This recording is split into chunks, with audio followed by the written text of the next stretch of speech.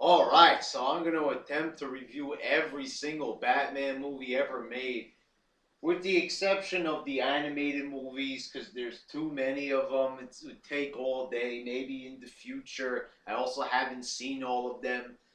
Now, I've also can't do the movie serials. I haven't seen them, unfortunately. So for right now, we're going to have to stick with the live action films.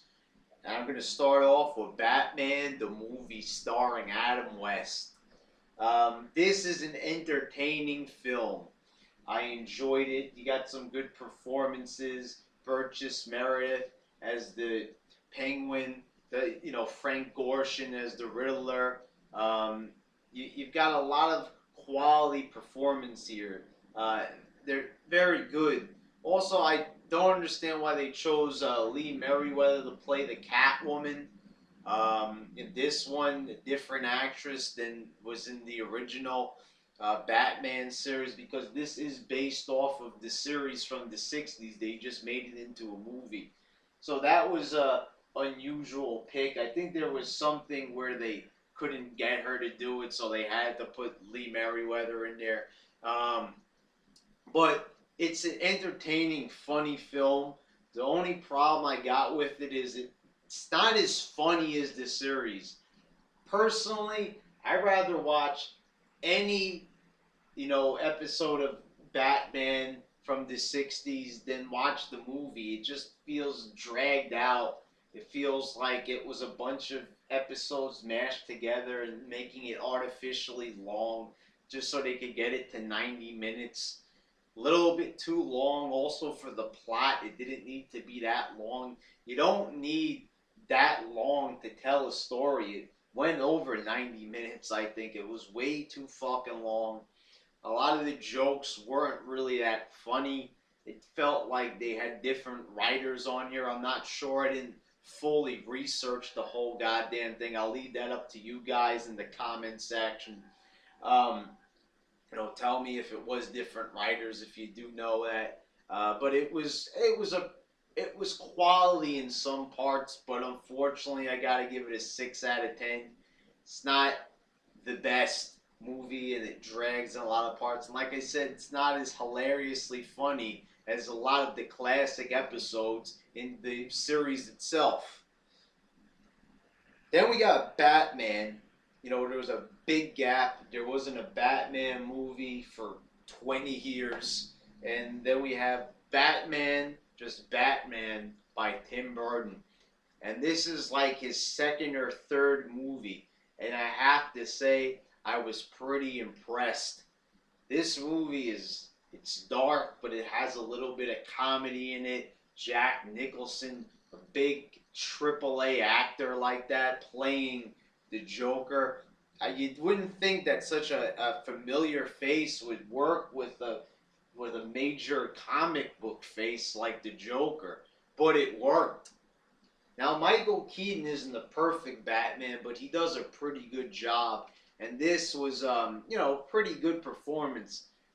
He's overshadowed by Jack Nicholson, that's not a good thing. That kind of works against him, where it's not Jack Nicholson's fault, but Jack Nicholson had so much charisma, he kind of phased out Batman, which that really shouldn't be. The spotlight should always be on Batman. He should be your favorite in the movie. But for some reason, when I was watching this, I was like, the Joker's my favorite. Jack Nicholson's my favorite. Good climactic end to this film. It went off with a bang with the Joker getting killed. They started the movie off um, pretty, an okay way with a dinner party where he meets Vicky Vale and they're bad mouthing Bruce Wayne. It's not the best.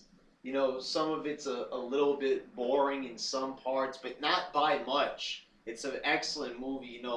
Batman and Vicky Vale, like their date scene at his mansion. It's not the best. It's not really the best. But I'm giving the film a 9 out of 10. The big performance by Jack Nicholson just makes this film worth watching. Michael Keaton does an okay job, a good job. Pretty well told story. good comedy. So yeah, this film gets a 9 out of 10, and this being one of Tim Burton's first couple of movies, I gotta say, very impressive. Batman Returns, the follow-up. Tim Burton still worked on this. Not sure if it was the same exact production crew. This is also a pretty good Batman film, but it's a lot more. Uh, it's a lot more boring in a lot of parts. Darker, but not like a good like gothic dark like it was in the first film. Tim Burton got too dark where it got boring and slow. It's very dreary. You feel sometimes kind of depressed watching it, but it's still good if that makes any sense at all. There's just some parts where, with the penguin, they make his story and just the way they go about it, it's a little bit slow and boring in some parts, but there's good action. It's enjoyable. There's some good comedy. Michelle Pfeiffer's one of the best Catwomen I've ever seen. Um, she does a very good job with that. The costumes, just like the first movie, everything is well made. Nothing feels cheap or cheesy. It's dark but colorful at the same time, and I appreciate the direction that Tim Burton went with this film, trying to make it darker and more gothic. But unfortunately, he slipped up in some parts and made the story drag and made it a little bit boring. I'm still giving it a 7 out of 10. It's above average, but it needed some work. The script needed a little bit more refinement to give it a little bit of more pep to it. Not enough pep in its step. It was, kind of fell flat on its face in some parts, and that wasn't good. Batman Forever. They switched directors, and holy shit, what a drop off in quality. This movie was horrible. It was terrible. It was dreadful. They did a complete 180 with this one. Batman Returns wanted to explore the darker parts of Batman. Now, they made it a little bit too boring and slow with Batman Returns, but holy shit, they made it super boring and dumb. This movie is just fucking dumb, lousy.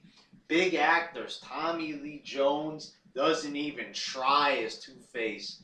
Jim Carrey is the Riddler. I've heard split decisions on whether people like this or not. There's some people who enjoy this movie. I am one of the people who did not enjoy this movie. I thought it was a fucking clusterfuck. I think that this was a major slip up. Joel Schumacher made this movie so fucking colorful. It didn't even feel like Batman. It felt like the Teletubbies or My Little Pony. Jim Carrey is the Riddler. What a fucking bad performance. Jim Carrey, a funny guy, made some good movies in the 90s. This movie was not one of those good 90s movies. No, it was a bad fucking movie and a bad fucking performance and a shitty fucking plot where he's using these mind control devices. It just seems stupid, dumb, and a lot of the dialogue is lazy, and holy shit, this is the worst Batman ever. Val Kilmer. Val Kilmer put out a pretty good performance in one of my favorite movies of all time, Heat. But holy fucking shit, did he fuck up big time in Batman Forever. I don't know if it was the dialogue, if he was uninterested in the movie that he was, participating in, but he should have just turned down the script. Yeah, I know he wants to make money, but how fucking lazy does Val Kilmer? I've never seen anybody more bored to be Batman. How can you be bored to be Batman? Well, maybe if you're Batman in this shitty fucking movie, but holy shit, that just brought it down. I might give some points to some little action scenes here and there, but I'm giving it a 1 out of 10. It's very boring. It tries to be funny, but it's not. There was a lot of fucking just the costumes get all fucked up and they look stupid. It looked very cheesy. It looked cheap. The production values, it did cost a lot to make a lot of these colorful, crazy, bizarre looking sets, but it's just boring. And it feels cheap, even though it wasn't cheap to make the movie. Batman and Robin. What a classic movie. Yeah, I think you'd have to consider it a classically bad movie, because there's so much debate over this movie. Some people enjoy the cheesy parts, and some people totally hate it for what it did to the franchise. First of all, I don't know why people are not harder on Batman Forever, since that was also Joel Schumacher, and he also made fucking dumb. Also, there's a lot of debate over, this movie being too gay with the bat nipples and shots of crotches. It's just fucking bad. A fucking insult to Batman. A lot of people like to defend this movie and say it harps back to the old Batman from the 60s, where things sort of got gay at times, you could say. They got a little bit too cheesy. Honestly, there's some parts in this movie where I did find them hilarious. Hilariously bad, like Plan 9 from Outer Space bad. That's why I say it's classically bad. This movie definitely gets a 1 out of 10, but if you're to rate it on comedy, I will give it like a 5 out of 10. If you want to rate it on some of its, more comedic parts, unintentionally comedic, it's kind of hard because we've never got official word from Joel Schumacher. I know this was a more light-hearted Batman starting from Forever. He wanted to ease up on more of that tension, that dark Batman feeling, which I don't really think that they should ever ease up on. They did that in the 60s, it worked, but it doesn't work anymore. I guess it was because of Adam West and all those other great actors, Cesar Romero and all that. They just did the right things. They had the right stuff that made it work. But now that right stuff, it's gone. And so Batman Robin, there's so much useless scenes in here. Batgirl shows up and there's no reason to it. You got Arnold Schwarzenegger as Mr. Freeze. This is the reason why if I rate this as a comedy, I gotta give it a 5 out of 10. Arnold Schwarzenegger tries in this role, but it's just Mr. Freeze is not supposed to be like that. Mr. Freeze was even more serious in the 60s Batman. Also, Poison Ivy.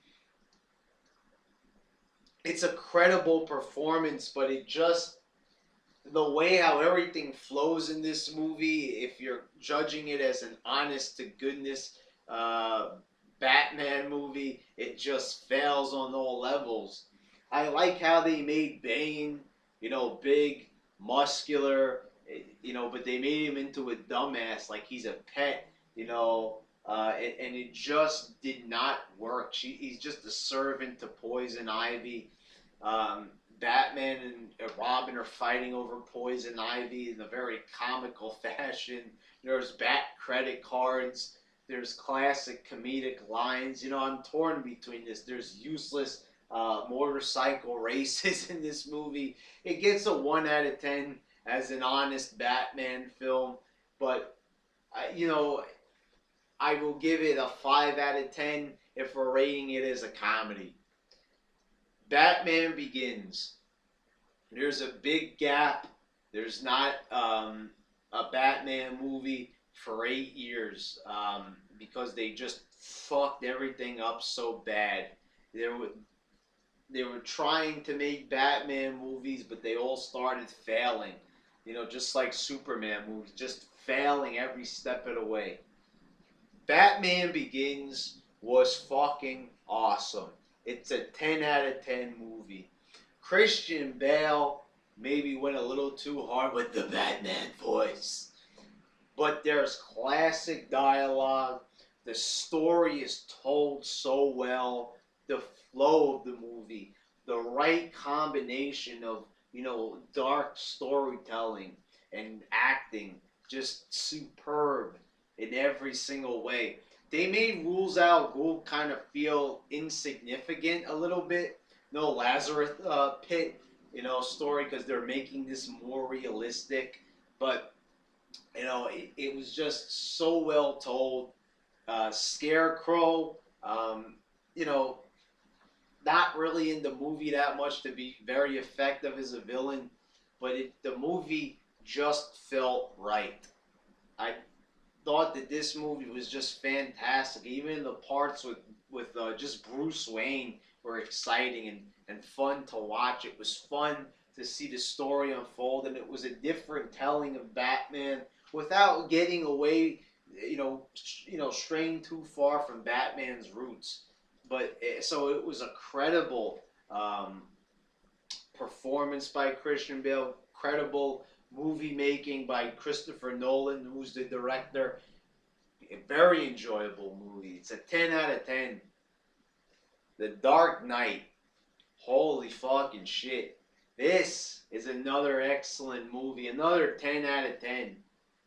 Great performance from Heath Ledger.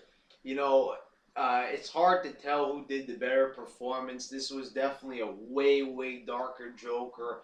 Way, way more sadistic than the one even seen in the comics. This was just a great fucking movie. A lot of exciting action. It's a long movie, but worth every single minute of it. Very dramatic.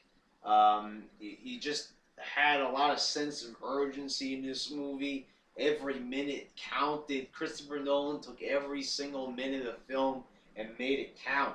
Like every minute of this movie had to be there for the story to progress, and that was greatly appreciated. It's a modern classic.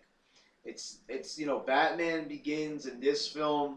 Um, I don't want to rate them higher than one another. This was more exciting than Batman Begins. I don't know if the storytelling was better because Batman Begins had excellent storytelling, but this definitely had greater excitement. The Dark Knight Rises. This is where things just fall apart for me. Now, I sort of enjoyed this movie a lot more when I first saw it. When I walked out of the theater, I was like, that wasn't bad. But then when I really started thinking about it later on, I began to hate this movie. And I started to despise this movie. And I started to really, really, really hate this fucking movie. Let me explain where they went wrong with this movie. First of all, as a finale to this whole Christopher Nolan Dark Knight trilogy, it was a fucking fail. There was barely any Batman in it.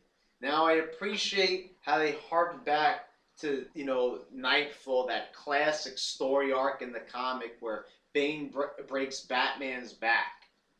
There's only one problem with this. Let me explain. In Nightfall, you've got Batman there, and you've got this race against time to get medical supplies and anesthesia, so they could operate on Batman. So it's a race against time.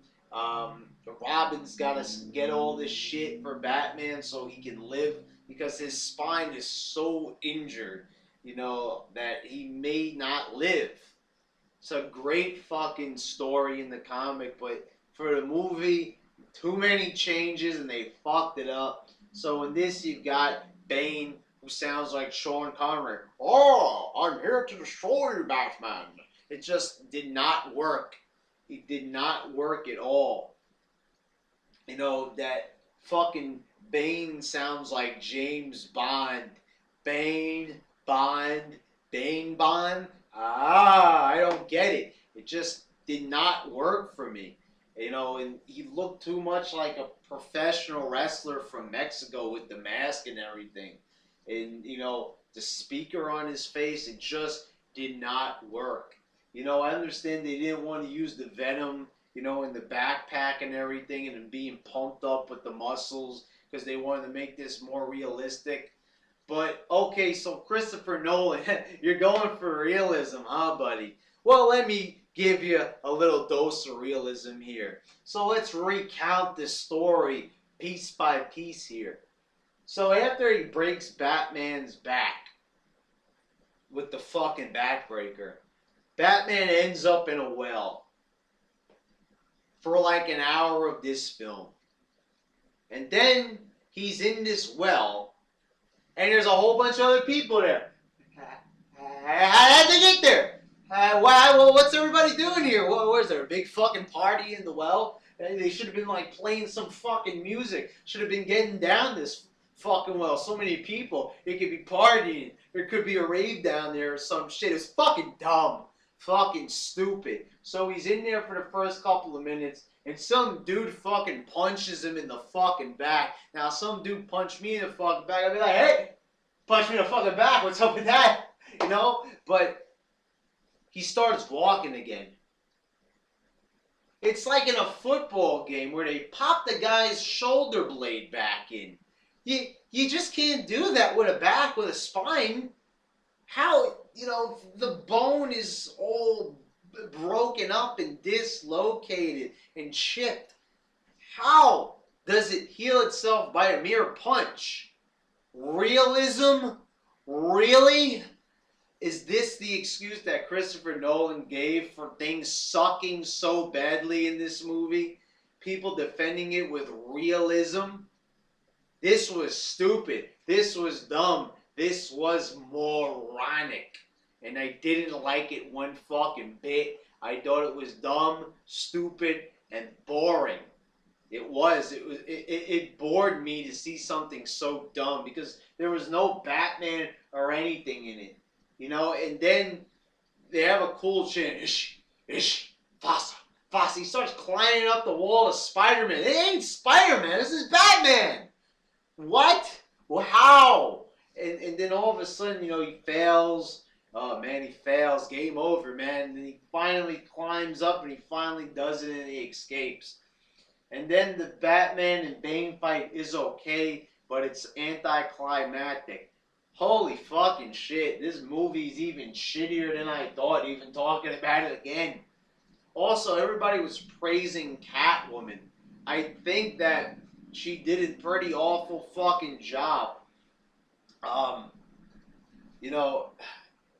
Anne Hathaway, I almost forgot her name for a minute. There was nothing good about that performance. I'm sorry, but there was nothing that good. At the end, they leave a cliffhanger. Batman may or may not be dead, and now Robin has has access to the Batcave and shit. And then Christopher Nolan said, "Hey, I'm not making any more movies, so now there ain't even anything else left to do." I was gonna give this movie a 4 out of 10, but after talking about it some more, I've decided to give it a 2 out of 10. It flat out sucked. It fucking sucked. It was fucking shitty, and it made no fucking sense. The whole thing with the fucking well and punching him in the back and the boring storytelling and the lack of Batman just pissed me off to no end. And what a complete... you got 2 10 out of 10 movies, 2 excellent, near-perfect movies, and Batman Begins and The Dark Knight. All of a sudden, he decides to rise out of a well, and it just fucking falls flat on its face. Fucking sucked. Now I hear that they're going to have Ben Affleck playing Batman, and now I'm even more pissed than ever at Batman. So there you go. There's a review of every single Batman movie. And yeah, there's been a lot of good Batman movies. There's been a lot of bad Batman movies. And this last one was bad. And that's about it. So there you go. There's the reviews. Haha.